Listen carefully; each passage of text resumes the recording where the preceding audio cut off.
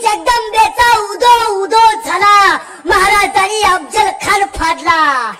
स्वराज्यावरती पहिलं संकट आलं अफजल खान नावाचं. अफजल खान हत्तीचा ताकदीचा, अरे वारा ज्याच्या पुढे स्तब्ध होत होता तो अफजल खान विजापूर मार्गे महाराजांकडे यायला निघाला. पण तुम्हाला माहितीये, ज्यावेळी अफजल खान या महाराष्ट्रात आला त्यावेळी महाराजांच्या प्रिय पत्नी सईबाई साहेब शेवटचा श्वास मोजत होत्या. अफजल खान आला त्यावेळी महाराज कुठल्या किल्ल्यावरती होते? कुठल्या? राजगड. अफजल खान आलाय, पत्र आले महाराजांना, महाराज अफजल खान तुमच्या भेटीला आलाय आणि महाराजांची प्रिय पत्नी शेवटचा श्वास सोसते मांडीवरती. आणि सईबाई साहेबांनी शेवटचा श्वास सोडला. संभाजी महाराजांच्या मातोश्री. महाराजांनी आपल्या बायकोला बघितलं. महाराज घोड्यावरती बसले आणि महाराज प्रतापगडावरती गेले. का? अफजल खान रयतेचा छळ करतोय, त्याचा बंदोबस्त केला पाहिजे. काहींनो, या माणसानं स्वतःचा संसार नाही केला, या माणसानं स्वतःचा संसार नाही केला तर छत्रपती अफजल खानाला मारणार. महाराज शामियानाच्या जवळ गेले आणि झोपडीमध्ये पाठीमाग सगळ्या झाडांमधनं तानाजी, मालुसरे, यसाजी आणि सगळे सवंगडी उभारले होते. महाराजांनी एक पाऊल शामियानाचा आत टाकला आणि तानाजी मालुसऱ्यांच्या डोळ्यात पाणी आलं. तानाजी मालुसरे म्हणाले, राजा, हे भगवंता, जीवाचं रान करू, राजाच्या अंगाला हात नाही लागला पाहिजे. मर्दांनो, अंगात श्वास आहे तोपर्यंत तलवारी फिरवा. शिवाजी राजा जगला पाहिजे आणि अफजल खानाची कबर याच मातीत आपण गाडली पाहिजे. आई तुळजाभवानीला अभिवादन केलं. जगातला पहिला राजा आहे ज्या राजासाठी मावळ्यांच्या डोळ्यात सुद्धा पाणी आले. मावळ्यांच्या. महाराज आत गेले आणि वकिलाने अफजल खानाकडे बघितलं ना. अफजल खान म्हणतोय, क्यों रे, शिवाजी शिवाजी सुना था, क्या यही क्या शिवाजी? आणि वकिलानं मान डोलावली, हाँ हुजूर, हे शिवाजी दख्खन का चूहा.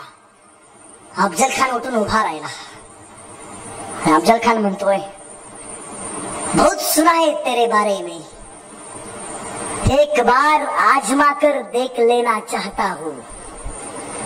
त्याला काय माहितीये, वाघ आणि मराठे उग कधी कुणाच्या नादाला लागत नाहीत.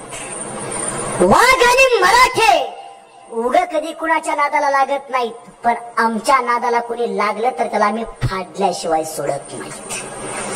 अरे, आमच्याच वाटेवरून आमच्याशीच वाटमारी करणाऱ्याची त्याची वाट लावल्याशिवाय आम्ही आमच्या माघारी वाटेवरती परतत नाही. हा आमचा इतिहास. आणि अफजल खान महाराजांकडे बघून म्हणतोय, 12 फुटाचा अफजल खान, 5.5 फुटाचे महाराज. आणि अफजल खान म्हणतोय, शिवाजी राजे, आओ हमारे गले लग जाओ. आणि आज ते कदम महाराज अफजल खानाच्या भेटीला गेले, जवळ गेले आणि अफजल खानाला महाराजांना पहिलं आलिंगन दिलं. महाराजांनी अंगात चिलखत घातलंय, हातात महाराजांनी वाघनक्या घातल्यात. पहिलं आलिंगन दिलं आणि जिवाजी महालेंनी संशरीची मूठ आवळून धरली. आलिंगन दिलं, पहिलं आलिंगन यशस्वी झालं आणि अफजल खानानं महाराजांना दुसरं आलिंगन दिलं. जसं अफजल खानानं महाराजांना दुसरं आलिंगन दिलं, अफजल खानानं हातातली कटार बाहेर काढली, महाराजांच्या पाठीवरती वार करायचा प्रयत्न केला, पण अंगात चिलकत वार जाणवला नाही. महाराजांना दगा जाणवला. महाराजांनी आपल्या वाघनक्या बाहेर काढला आणि कुपसल्या अफजल खानाच्या पोटात. आत गेला, आतडी घेऊन बाहेर आला. अफजल खान ओरडला, आई जगदंबेचा उदो उदो झाला, महाराजांनी अफजल खान फाडला. फाडल्याबरोबर महाराज बाहेर आले. सैद बंड्या आत आला. सैद बंड्या महाराजांवरती तलवार चालवणार तोपर्यंत राजांचा जीवा हात आला.